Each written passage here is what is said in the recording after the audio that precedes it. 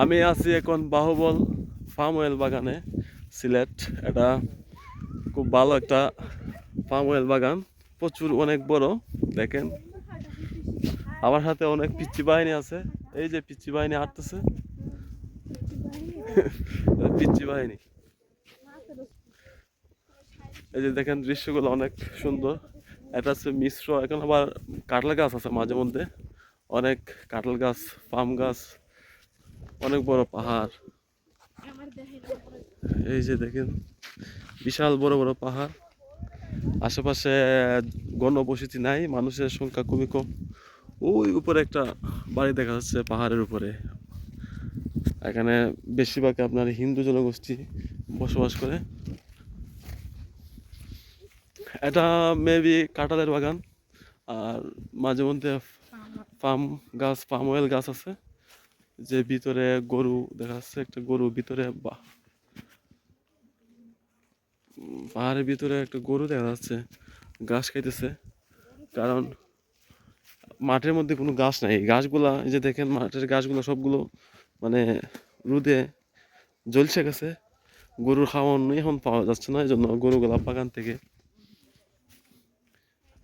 বাগানের লতা পাতা এগুলাই এগুলাই খেতেছে। এই যে দেখেন এই পাশটাতে আবার ফার্ম গাছ আছে অনেকগুলা। এই যে বিশাল বড় পাহাড়, গরুগুলা একা একাই আড়ে। আমাদের ওদিকে এভাবে গরু হলে অবশ্য চুরি যেত, ওইদিকে মনে হয় চুরের সংখ্যা কম।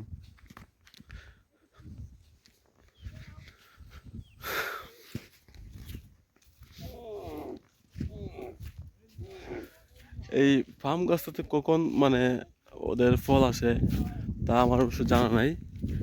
আর প্রত্যেকটা গাছগুলাই দেখতেছি মানে ডাল কাটা। এটা কি কারণে করছে সঠিক জানি না। দেখেন পিছনে শুধু পাহাড় আর পাহাড়, সবগুলা রোদে জ্বলছে গেছে। অনেক বড় পাহাড়। গরুগুলা যে ঘাস খাবে সে ঘাসও মাটির মধ্যে নাই, সবগুলা জ্বলছে গেছে। বিশাল বড় পাহাড়।